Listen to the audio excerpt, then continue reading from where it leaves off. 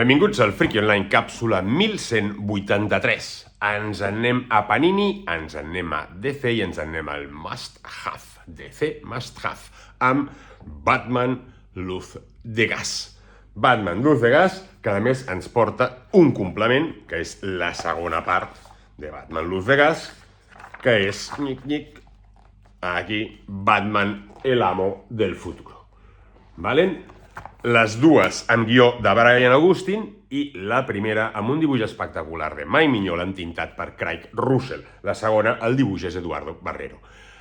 Què passa? I què té? Un clàssic, l'hem vist en miltes edicions, doncs aquí tenim aquests dos números.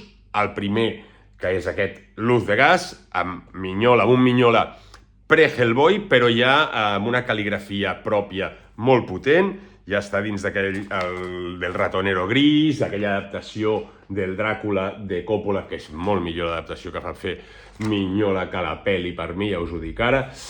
I amb aquest Mignola, que encara, ja us dic, no és el Mignola de Hellboy, no ha arribat en aquell, com en diríem, en aquella simplicitat de la línia, amb aquells jocs tan extrems de blancs i negres, però sí que ja és un Mignola molt adult, per dir-ho manera, i que funciona molt bé. Potser aquí és on va despuntar en plan potent, ja amb aquesta línia molt més fosca, molt més amb aquests contrastos ja excessius de negres i blancs, que li funcionen tan bé. Després la de Barrero, el dibuix és més convencional de l'època, però que també està realment molt ben fet, amb un toc més realista, per dir-ho d'una manera, o més clàssic de superherois,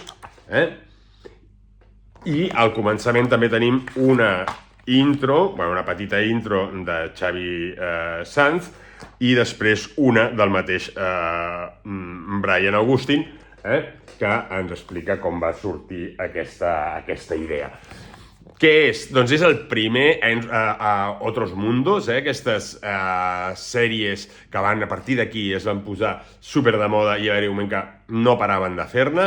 Doncs surt també el Superman, el Hijo Rojo, on ens agafen els herois clàssics de DC i ens els traslladen en un altre temps. Però no és un viatge en el temps, sinó que simplement és una història paral·lela on aquell heroi vivia en aquell temps. En aquest cas, amb aquesta època rotllo victoriana, amb aquest títol de Luz de Gas, o Luz de Gas, a Gotham, amb un enemic clàssic que, a més, ve de Londres. Clàssic no de Batman, sinó d'aquesta època victoriana, Jack el Destripador.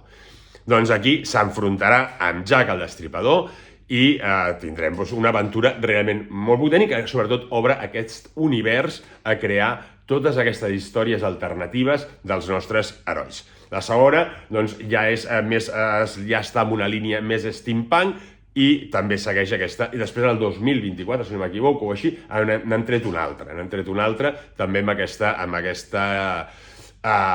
background d'aquesta època amb Batman. Doncs ja ho sabeu, un clàssic amb aquest format Must Have, que evidentment l'han hagut d'afegir aquesta segona part perquè la de Mignola no donava per posar-li aquesta tapadura i tal, quedava una mica primet, per dir-ho de manera. Aleshores han optat per posar les dues parts. Salut i a llegir còmics!